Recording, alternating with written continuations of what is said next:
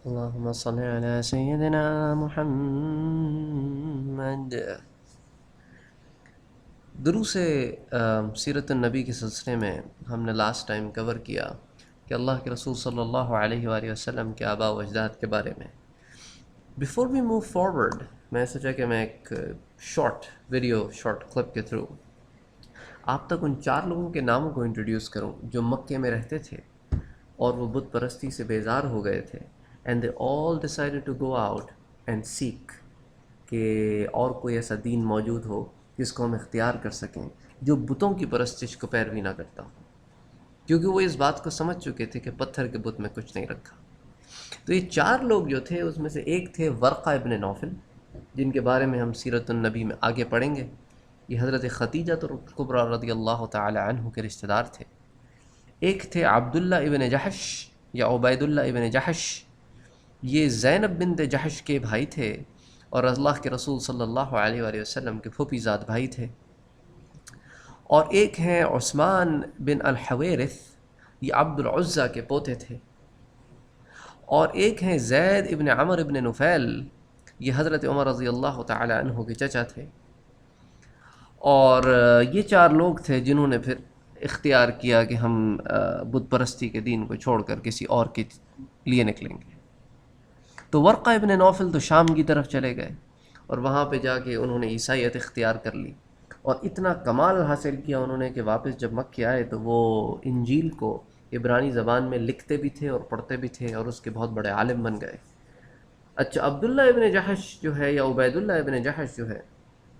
وہ عیسائیت کی طرف مائل ہوئے، اور اس کے بعد جب اسلام پھیلنا شروع ہوا تو مسلمان ہو گئے، اور جب مسلمانوں نے حبشہ کی طرف ہجرت کی تو وہاں جا کے پھر یہ عیسائی ہو گئے، اور یہ حبیبہ رضی اللہ تعالی عنہ کے شوہر تھے، اور پھر اسی حالت میں ان کا انتقال ہوا، اور اس کے بارے میں ہم تھوڑی سی ڈیٹیل آئندہ سیرت النبی میں پڑھیں گے۔ اچھا، اسی طرح عثمان ابن الحویرث تھے، وہ بھی کرسچینٹی کی طرف مائل ہوئے اور پھر اسی حالت میں ان کا انتقال ہو گیا۔ اور زید ابن عمر ابن نفیل جو تھے وہ جب نکلے تو انہوں نے پہلے تو یہودیوں کو اپروچ کیا لیکن یہودیت اختیار نہیں کی، پھر عیسائیوں کو اپروچ کیا اور عیسائیت اختیار نہیں کی، پھر واپس مکے آئے، اور حضرت اسماء بنت ابی بکر رضی اللہ تعالی عنہ کہتی ہیں کہ میں نے دیکھا کہ وہ کعبۃ اللہ کی دیوار کو پکڑ کے ایسے کھڑے ہوتے تھے اور لوگوں سے کہتے تھے کہ دیکھو، اللہ کے سوا ان بتوں کی پرستش نہ کرو، صرف اللہ ہے جو پرستش کے لائق ہے، اس کے علاوہ کوئی عبادت کے لائق نہیں ہے۔ اور پھر اللہ سے کہتے کہ اللہ میں تیری عبادت کرنا چاہتا ہوں لیکن میں عبادت کا طریقہ نہیں جانتا، اور لوگ ان پہ ظلم کرتے ہیں، یہاں تک کہ حضرت عمر کے اپنے والد خطاب جو تھے وہ بھی اپنے بھائی کو مارتے پیٹتے اور لوگ ان کو ملک بدر کر دیتے، لیکن اسی حالت میں یہ عکاس کے میلوں میں اور ادھر ادھر جہاں ان کو موقع ملتا تبلیغ کرتے۔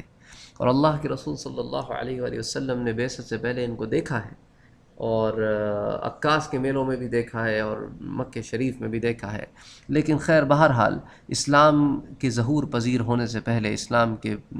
آنے سے پہلے ان کا بھی انتقال ہو گیا۔ اور یہ وہی ہیں جن کے بارے میں اللہ کے رسول صلی اللہ علیہ وآلہ وسلم نے فرمایا کہ روز حشر یہ شخص ایک امت بن کے اٹھے گا،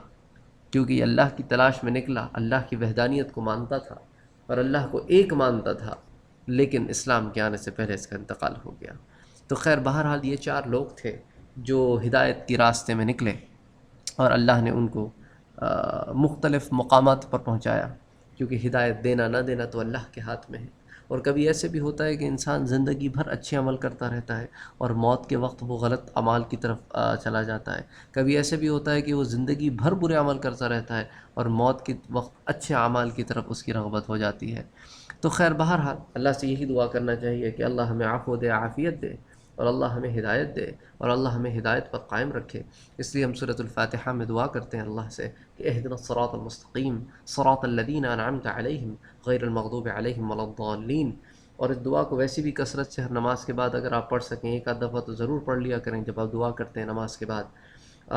کیونکہ اللہ کے رسول صلی اللہ علیہ وسلم نے فرمایا ہے کہ الافضل الدعاء الحمدللہ، کہ تمام دعاؤں میں سب سے بہترین دعا الحمدللہ ہے، اور اس میں اللہ تعالیٰ سے ہم مانگتے ہیں اپنے لیے ہدایت اور وہ راستہ جو جنت کی طرف لے کے جاتا ہے۔ وما علینا الا البلاغ، اللہم صل علی سیدنا محمد۔